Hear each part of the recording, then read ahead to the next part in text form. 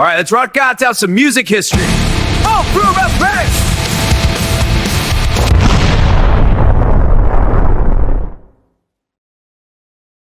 What is up, you beautiful rock and roll animals? Welcome back to the loudest corner of the internet. I'm your host, Joey, and you are locked in for another high-octane episode of Music History with Joey. Today, we're heading north of the border, and I don't mean to the fridge for another cold one. We're talking about the pride of Canada, the kings of three-guitar attack, April Wine, and specifically the track that makes every red-blooded rock fan want to put their foot through the floorboard, Roller. Just listen to this.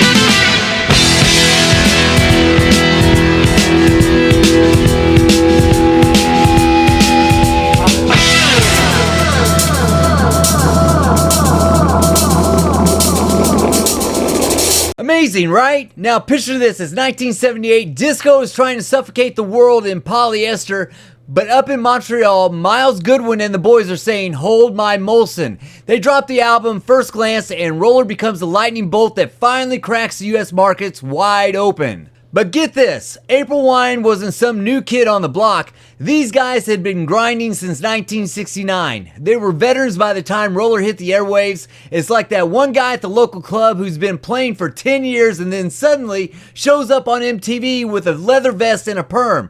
You're happy for the guy, but you're also like, it's about time, bro. The secret sauce to this band is the triple threat. Here's what made April Wine and Roller specifically so lethal. The three-guitar army. You had Myles Garrett, Gary Moffat, and Brian Greenway.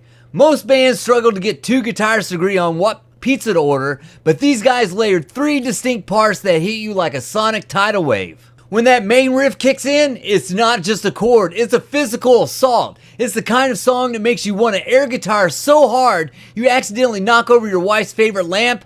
Pro tip, if you do, just tell her the song of the people made you do it. Works for my husky Miss Thing every single time she decides to howl at 5 a.m., man. Fact number 1. Did you know that the iconic Roller riff actually started as a warm-up exercise? Myles Goodwin was just messing around trying to get his fingers loose, and he stumbled into one of the greatest hooks in rock history. Moral of the story, always keep the tape rolling even when you're just noodling around. Fact number 2, the song was a monster on the Billboard charts, staying there for 11 weeks. But here's the kicker. April Wine actually opened for the Rolling Stones at a tiny club in Toronto under the name The Cockroaches just a year before this. The Cockroaches, man. Imagine going to see a local bar band, it's freaking April Wine and the Stones. Fact number 3, the song is about a high-stakes gambler, a roller. But let's be real. To us, it's just an anthem for anyone who lives life at 100 miles per hour with the windows down. And the reason we're still talking about Roller in 2026 is that it captures that raw, unadulterated energy of the late 70s, transitioned into the arena rock era. It's got that grit of the blues, but the polish of a stadium anthem.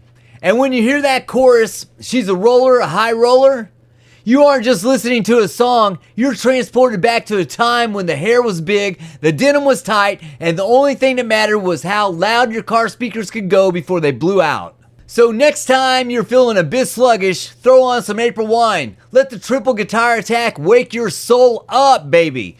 I'm Joey, this is Music History, and remember, if the neighbors aren't calling the cops, you aren't playing it loud enough. Stay sexy, stay rocking, and I'll see you in the front row. Peace, love, and hairspray. I'm out.